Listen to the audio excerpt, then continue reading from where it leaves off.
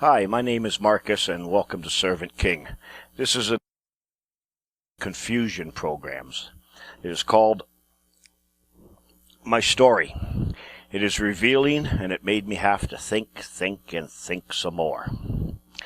Now, I told you in the last program that I'm just a regular, ordinary type of guy living a normal life. I guess you would say I'm middle class, doing okay for myself. Basically average right across the board. Now, I know I'm slightly better looking than average, but otherwise I'm just totally average. I'm a common guy, a commoner, a member of the House of Commons. Today I think I'm peculiar. Other people think I'm peculiar. But back then I was nothing special. My mom thinks I'm something special, but that's my mom. I also like to think that my wife thinks I'm something special, but I know that she's only legally required to like me because of our marriage contract. A few years ago, I'm this normal, ordinary guy competing like all of you for the Commonwealth. I had a business where I bred falcons, hawks, eagles, owls, and vultures, and sold them people all over the world. It was a farming operation of livestock, but in my case, people think of them as wildlife animals as opposed to domestic animals. Then one day, new laws are passed, legislation. And I now need a license to keep all my birds. It's the law. Now, being dumb as a box of rocks, I react to this like I'm supposed to. Hey, this isn't right. I think I will protest. How can my government pass a public law regarding my private property? Of course, today I can think clearly, and I can see things. Today I think rather than react. But I need to tell the story as it happened then. So I thought my birds were my private property. You see, I had worked hard, I contributed to society, I paid my taxes, I paid my share. And then what's left is my commission for working, my disposable income to do with as I please, at my pleasure. So, instead of buying maybe a TV or a snowmobile or whatever people buy with their money, I bought falcons and hawks. I could never have a bird from the wild. There was no harvest. These are public resources. The birds in the wild are public resources, and they're vested here in Canada in what's called the Crown. And there's rules about that, and if there is any use or consumption of them, you have to pay a fee for it, and they're regulated. But I could never have any. Even the birds that were broken wing or sick or injured or couldn't survive in the wild. No, just kill them. Can't have them. I could have bred from them, made them useful, but no, can't have them. So I went and bought my own birds. So my birds are not a public resource and didn't come from the wild. Then the law changed, and I read the new law, and it goes, no, your birds are the same as the birds in the wild. My red-tailed hawk, my snowy owl, my bald eagle, no difference in the law with my birds and one flying out in the wild. So, now it's against the law to have these birds. Yesterday it was legal. Today it's illegal. The law says no person shall keep any of these birds of prey in captivity, except under the authority of a license. So now I have to apply for a license to keep what I thought was my property. It's the law. Now you can't just go get a license. You can't just say, I'd like to have a license to keep what's mine. No, you have to beg for it. You have to plead. You have to request. Not only that, you have to pay a fee for that. So, if I want to keep the fruits of my labor, 30 years of work, sacrifice, I have to beg to keep it. I have to pay a fee to keep it. It may be approved, it may not be approved. If I don't get the license, I lose everything. I guess the owner comes and takes them. I'm not sure at this point how this works. So you see, yesterday what was right, today is only just a privilege. It's no longer right to keep birds of prey. And when I explain to you what a license is, you will understand this. This will come a little further on in the programs. Now that it is a licensed activity, I need permission to do what is illegal. Now there is a public interest in my activities and what I have. Anyone can complain about my activities now. and my facility was open to the public for demonstrations and so forth. So now anybody who doesn't know anything about birds can come in and complain. They have an interest in my birds, in my facility. And then the complaints start to come in. Once you get so many complaints coming in, founded or unfounded, we're not renewing your license. And this is how it's done. You see, if you have a beautiful facility and you spent millions and millions of dollars on the care of your animals, how people think an animal should be taken care of, then the animal's healthy. If your facility doesn't look very good, and I'm not saying my facility didn't look good, but if people start complaining about whatever, then they think your animals aren't healthy. One has nothing to do with the other. It's only public perception. So this is how you are strangled until you die. This is how things are shut down. Just to implement an outright ban and seize all your property would be too obvious. People would start to wake up to this. So it has to be done in a slow, gradual way until it seems normal. And by the way, my tax contributions, what I contributed to society, well, that's what everyone decides what they're going to do with that money. And so they would use that money for some good and moral upright purpose or organizations, like studying why a polar bear is white or how the red-headed woodpecker got its name.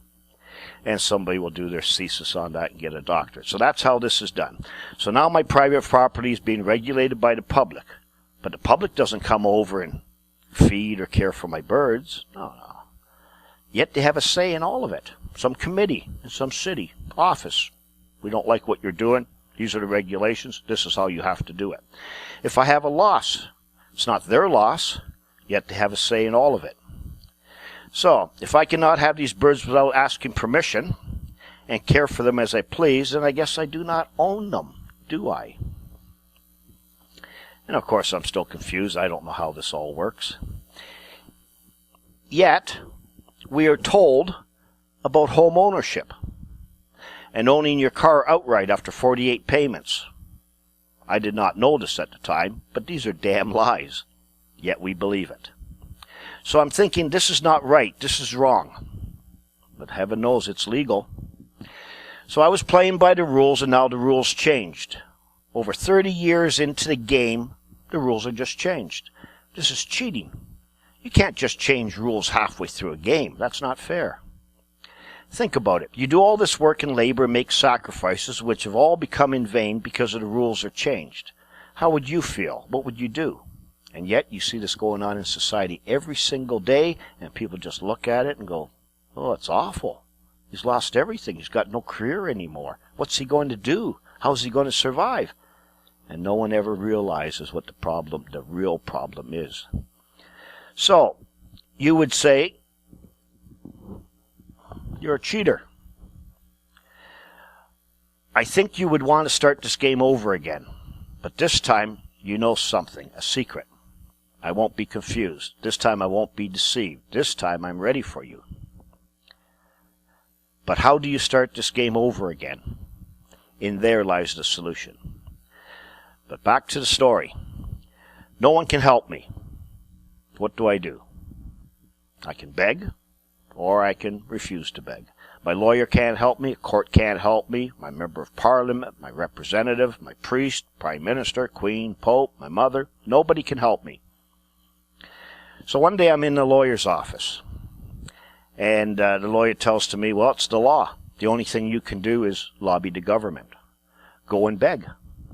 You are a registered beggar, are you not? He didn't say it quite like that, but that's what he meant.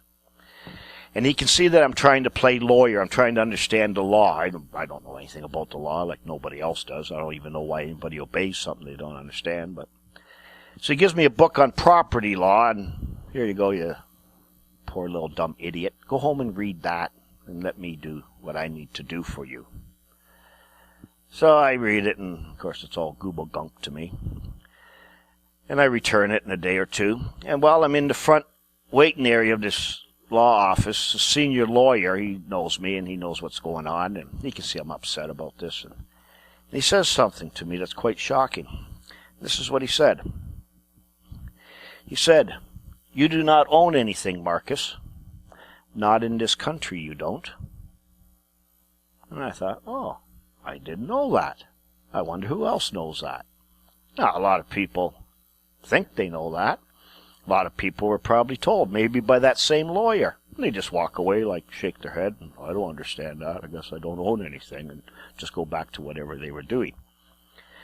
So I would never figure that out. I'm not that smart. You see, you cannot figure out deception. This is what I told you before about deception. There is no way to do that. No one that is deceived has ever known it. This was just a stroke of luck. Just pure luck.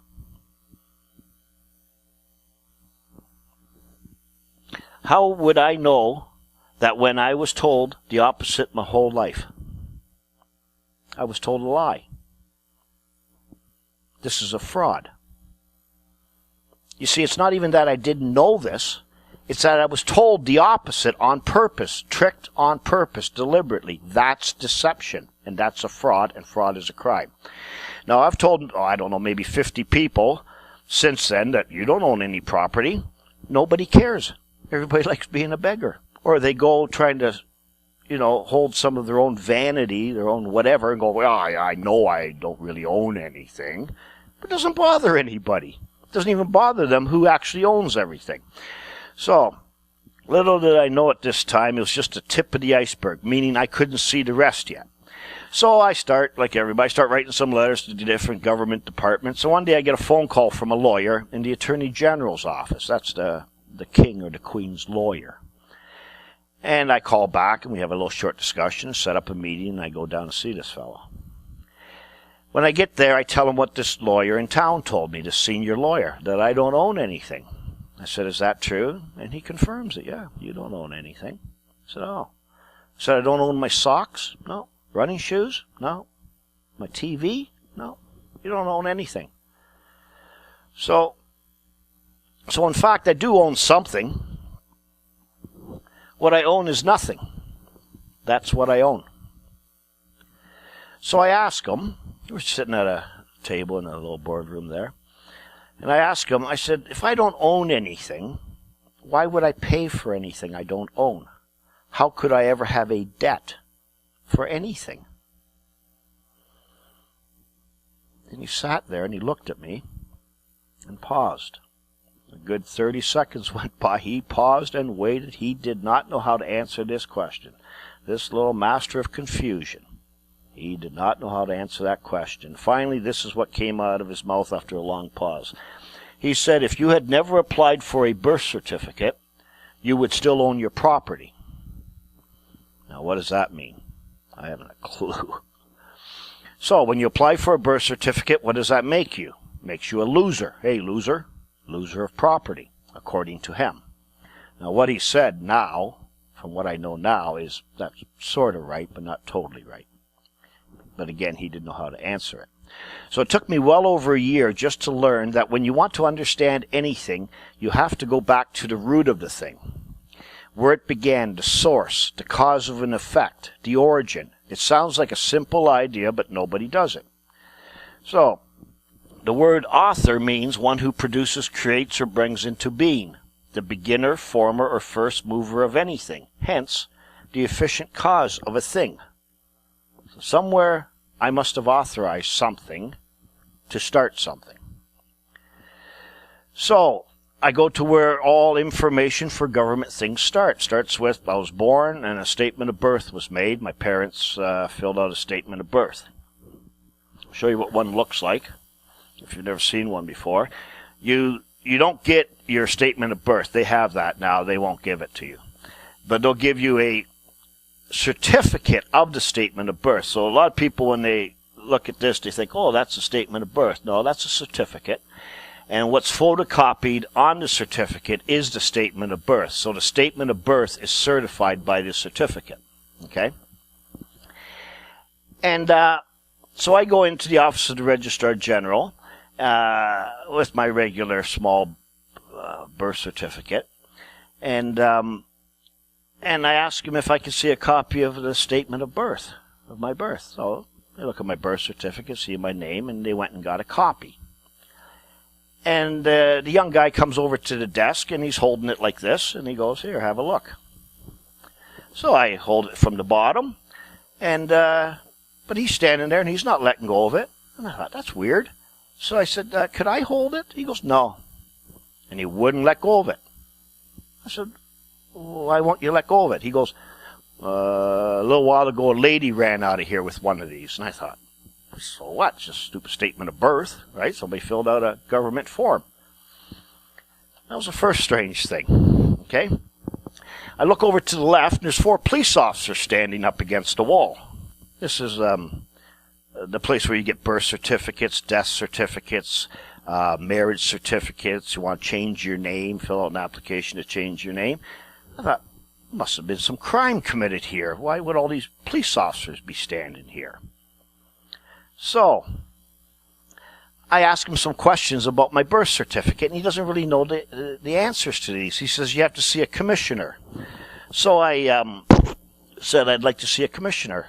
So I wait for about an hour, and nobody calls me. Finally, I have to go down the hallway, and I go through another door unmarked, and I walk in there, and it looks like a bank. There's a big front hallway to the room, and then there's a counter, and then 5-foot-high glass, and then the glass there's little round holes you speak through, and places where you slide in underneath, just like when you're doing deposits and withdrawals. And there's girls working at desks behind this glass. Nobody gets up to walk over to see me. So I walk towards the end of it, and I can see a room to the left, so I lightly tap on the glass there, and some lady comes out of the side room, and she looks at me, and she says, yes? I said, I would like to ask you some questions about my birth certificate. She goes, oh. And she's standing off. She won't even come up to the counter. And I said, and she says, is that your birth certificate? And I said, well, I just want to ask you questions about a birth certificate. Sir, is that your birth certificate? I said, I just want to ask you some questions about a birth certificate. Sir, is that your birth certificate? I said, yeah, it's my birth certificate. Okay, what? So I started asking her questions about the numbers, registration number, certificate number, all sorts of things about it, right? And on the front, there's a certificate number. She says, that's the certificate number. I turn it over. There's a great big red number. I said, what's that? She says, that's the certificate number. So anyways, so we're having a nice little conversation. No crosswords about anything. She just seemed hesitant, though. And so anyways, I'm looking at my birth certificate, and at the very bottom of the birth certificate, it says, I hope you can see this, it says Canadian banknote. And I thought, this must be a Canadian banknote. And what do you do with a banknote? Well, it's redeemable to bearer, I guess. So I asked her, I says, is my birth certificate, is this a Canadian banknote? She says, yes. Wow. So I thought, okay. So I take the birth certificate and I slide it underneath the glass, and I said, I'd like to redeem my Canadian banknote, please. And she says to me, she says, now you can redeem it if you like, but there is no cash value. You see, after reading all the stuff on the internet and all these people out there that don't know anything about this stuff either, like I don't, I thought, wow, I've hit the jackpot. Just redeem my birth certificate, my Canadian banknote. And if you believe the stuff you read on the internet, she's going to come out with a wheelbarrow full of gold coins or something, like some private account that's got all this money in there for you. But she says you can redeem it, but there is no cash value. Just as she says that, all of a sudden there's a voice right behind my head, and it says, excuse me, sir, but I've been asked to ask you to leave. So I turn around and look, and there's a police officer standing right up against me. And I look at him, and I thought, wow. So I looked back and I said, you can ask all you like. And I turned back to the glass, and the girl was gone. So I tapped on the glass again. She comes back. By now I'm sort of flustered, and asked her a couple more questions or whatever. And then I left. As I left, the police officer standing up against the wall, I said, so you were going to throw me out of here for asking questions? No, I was just asked to ask you to leave. So I thought, what's this all about? Creepy, wow. Something strange going on here. It should tell you that whatever you're involved with here is none of your business, or you're involved in something that's none of your business. A huge revelation. Anyways, about a month later, I go back with certified statement of birth. It's the only document I had left. And as I walk into the same room, there's a police officer standing down the hallway a little bit. As he sees me, he backs out of another door. I thought, wow, do I have leprosy or something? This is creeping me out. So I go over to the counter again, tap on the glass. A girl comes up, and I ask her some questions about this document. She doesn't know the answer. She gets another girl. She gets another girl. Before I know it, there's 3 or 4 girls standing around. They're not going back to their desks. They're all sort of like, why is he asking these questions? What's this? You know, they're all sort of nervous about this. So I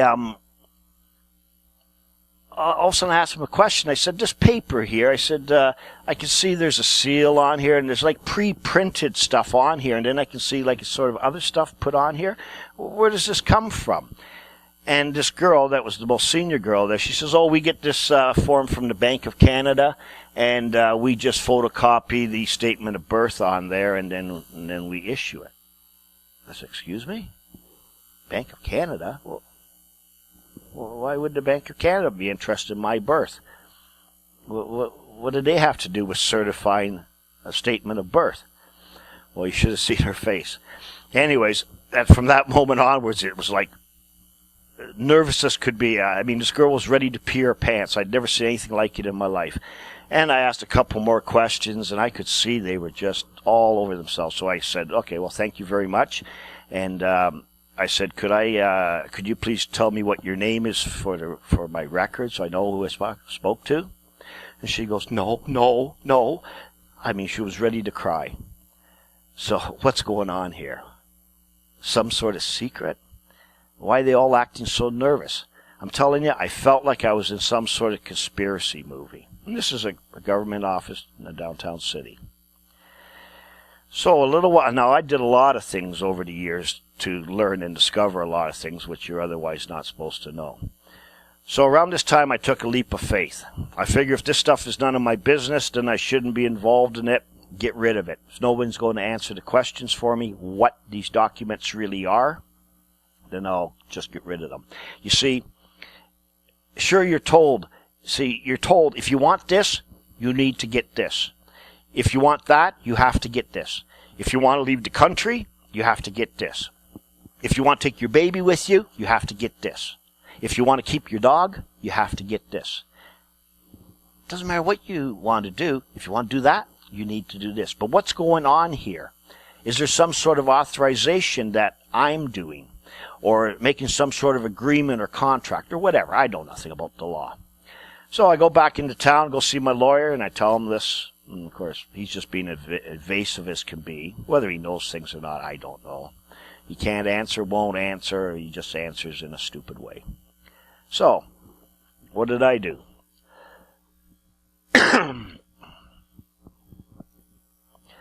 I gave him my marriage license. I gave him my passport. I gave him my birth certificate, my driver's license, social insurance card, health card, credit cards, firearms acquisition certificate, radio telephone operator's license, hunting license, anything I had. Gave it to him. He says, you don't want this? I said, no, you keep it. You have it. I don't want it. Never again. I said, I never asked any questions when I got them. I just did what was common sense, monkey see, monkey do. So about a month later, I'm thinking, well, if I don't own any property, I don't need a will, do I? I mean, a will for after I die, where my property goes? Well, it's not my property. What do I need a will for? So I went back into the lawyer and I said, you know the will I have registered with you, like all families do? I said, let me see it. So he brings out a copy of my will, and I tear it up in front of him. He goes, oh, you shouldn't do that. I said, well, I told him I don't own anything. I don't need a will. Bring me my power of attorney, too. Brings me that, tear it up, throw it in the garbage. So that's all gone. Now, I know that's not a common thing to do, but then remember, I'm becoming peculiar. So next year or two or whatever, as I'm still learning and researching things, I ask lawyers many different questions because they know things. I pay close attention to the words they're using. And of course, I'm like everyone else. I'm talking to various groups and learning stuff off the internet and reading law books or whatever the case may be. Somehow, whatever is wrong, this can't be right. But all these groups and all these people that seem to know all these things that are wrong, confused like I am, but nobody's getting any results. So what good is this? So, now, like I said, I did a lot more things, but I still really don't know at this time that I don't own anything. I mean, I've been told it, but I don't understand why I don't own anything. So, I don't even know what I'm looking for yet. But in my quest, I learned some things. And these things I learned from the Office of the Registrar General, these initial documents about birth certificates. And this comes both in the form of quotes from government officials and also in correspondence. What I learned is that the Registrar General does not register people, only events. So there's no people registered in Canada. Only your birth, the event of your birth.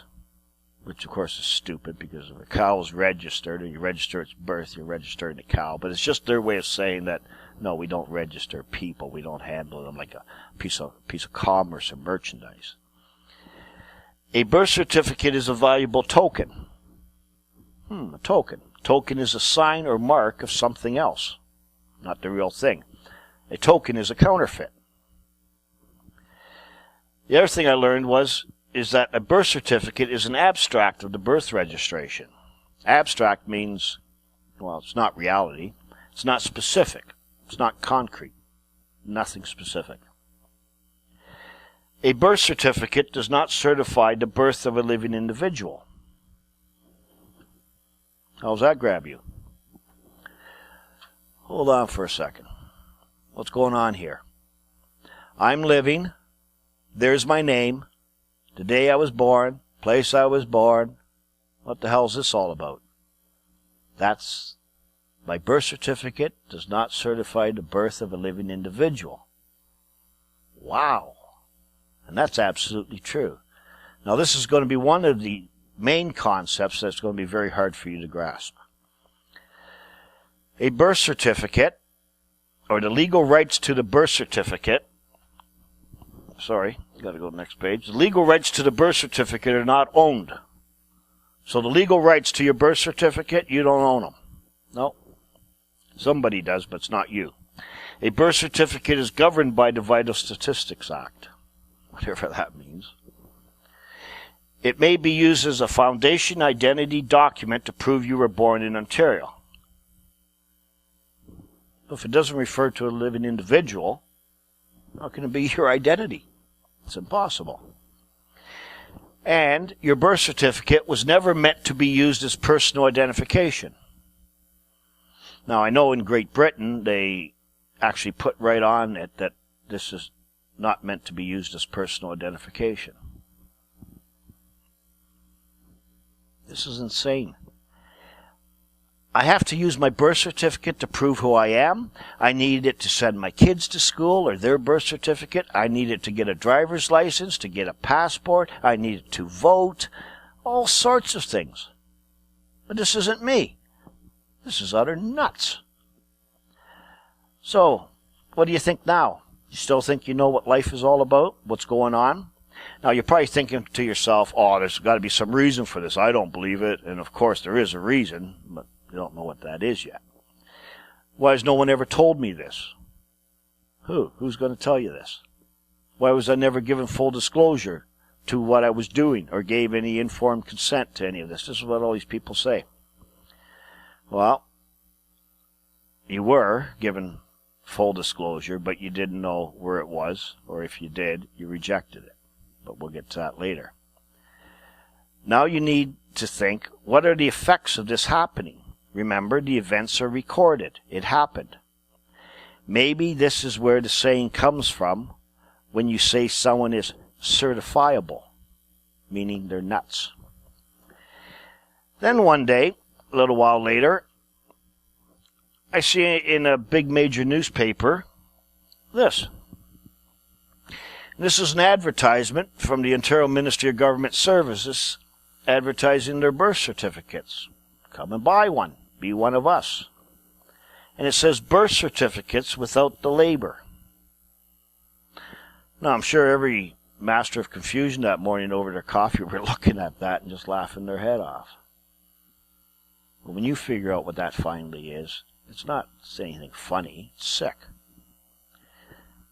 You see, there was no labor involved in the birth of this being. Your birth certificate is the birth of a being, but there was no labor involved in that birth. Not like your real birth. In this case, the labor comes after the birth. Remember I told you? I said the trick, the swindle cannot work without you. It would have no value. There's property they need. So I also learned that when you use your birth certificate as identification, you are only purporting to be this birthed being. I don't even know what purporting means, but I got that off a notarized copy of a birth certificate. So what does purport to be? Purporting means have the often specious appearance of being, intending, or claiming. So you have the appearance of it. Specious. Plausible but false, based on pretense, deceptively pleasing. A synonym of specious is spurious, means intended to deceive. So when you got yourself a birth certificate, you're intending to deceive somebody. Every time you use that document, you're deceiving. Your intention is to deceive. A little while later, I'm going through these records called Hansard records. These are the government-kept company that keeps records of all the conversations, like in Congress in the U.S. or Parliament here in Canada. Every word that's spoken by our members of Parliament. So I'm looking through that one day, and I see where the Deputy Registrar General, who looks after all these documents, the Vital Statistics Act, they're amending the Vital Statistics Act, and of course she has her lawyer with her, because she doesn't know anything, only the lawyer knows how this works. And members of Parliament asked this lawyer, how does someone become eligible to have a birth certificate? And the answer she gave was, this was a lady lawyer, she says, well, we have a formula to calculate it. But I can't tell you what the formula is or how it's done. So it must be one of those top secret things. Even our members of Parliament, people that go there to speak for us, they can't know this. Secret. Now, I've seen on a number of these statements of birth, I see numbers down the side here, like someone's marking a test or doing some calculation or tabulation or grading system. I wonder what that's all about. Sort of a strange thing. So the more I learn, the less I know. Very confused now. What does this all have to do with the law? So I'm now at the point where I know I don't own anything. You are a professional beggar. Your birth certificate is not you. Someone doesn't want you to know things. Your servants are sworn to some sort of secrecy. Members of Parliament cannot know some things. What the hell's going on? I'm starting to feel like I'm in some conspiracy movie. It doesn't matter who I tell this stuff to. I mean, if you believe my story, it's true. It happened. If you don't believe it, well, so what? It doesn't matter. The truth is it happened. All this stuff actually happened. So now let me tell you what happens when you don't know how things work and you think, I don't want to be involved in this anymore. So let me tell you what happens when you don't own anything and you refuse to be a beggar, to beg for a privilege from the owner. I had birds for over 30 years, a lifelong work and labor, something I labored for my family, for their security, and so forth. Yesterday it was legal, today it's illegal unless I beg and ask for a privilege and pay money for it, a fee. Please, can I keep my birds? I mean, boss, please, can I keep my birds? They tell you, fill out an application. Maybe we will approve it, maybe we won't. We'll let you know. But I worked my whole life for this. Too bad. It's the law. So here's the answer. They come with a SWAT team. They paint their faces like Indians on the warpath, with loaded machine guns. They threaten to taser you if you don't kneel down in front of them. They lock you in a cage, and then they take all your birds. Hundreds. I had hundreds of thousands of dollars in birds when I stopped begging. These birds have been given free of charge to other people who did nothing for them. They weren't auctioned off. People from the public didn't have to buy them. No, just give them to other people. Here, you can have them, breed them, sell them, whatever. They're yours now. Here you go, good beggar. Here is your reward for begging properly. If I had tried to resist at all, they would have killed me. I'm serious. I'm not joking about this. I would be dead right now. People who have strong beliefs kill for them. You have to be very careful around them. Now, this doesn't get reported in a newspaper. No. This will never pass the legal department. You see, it's like I'm sitting at the dinner table one night with my wife, and we have some friends over for dinner. And I turn to my wife and I say, darling, could I please have some more potatoes? And what do my friends think? They think that if I ask for a little bit more food to eat, my wife hits me. She's a husband beater. And this is why they come with the SWAT team. I mean, I have a bird. So what? So I got a few birds. But when they come with the SWAT team, it's like, well, this guy must be dangerous. Why would they go with the SWAT team? He must have guns. He's going to kill us. Why would we go with the SWAT team? Why would we raid the place with 30 SWAT guys? You see, this is to make you think things that aren't even true. And nobody knows anything about that. Anyways, that's all the woe is me I'm going to tell you about the story. Okay? So now you're probably thinking to yourself, well, surely they'd have to compensate you for that. You just can't lose everything, can you? Or you didn't obey the law. What do you expect? Well, I don't know what you're talking about. See, I don't own anything. Neither do you. Now, you may not believe all this, but believe me, it's a fact. Couldn't happen in your country? Of course it'll happen in your country. Believe me, it's a fact. Who cares about this? No one. Who will help you? No one. There has to be more to the story, yeah? Yeah, there's a little bit more to the story, but everything I've told you is absolutely true. So this is how my story began, a true story. Are you able to figure out what my problem is yet? I told you. Every problem you will ever have in life is the result of owning no property. But I had no idea about that back then. So now, we need to look at what it means to own property. I did not know this when I began, but I do now. So, what does it mean to own property? Property is the holy grail of law. Property is always in the custody of the law. Property is a peculiar, meaning one's own, right in lands and chattels to the exclusion of all others. It is the sole and despotic dominion which a man exercises over the things of the world to the exclusion of the right of any other individual. To own property means that you have the exclusive possession, use, control, management, and disposal of the thing to the exclusion of all others. It is a peculiar right. Peculiar, one's own. Exclusively yours. That's what peculiar means. No other man can tell you what to do with what is yours. This is the foundation of all law. Whoever owns it can rule over it. Now you understand how important it would be to own property. But who wants to be peculiar? We think of peculiar as someone weird, strange. Peculiar. Some people think I'm a peculiar man. Well, I'm certainly not common. Not anymore. Being peculiar is good if you want to own anything.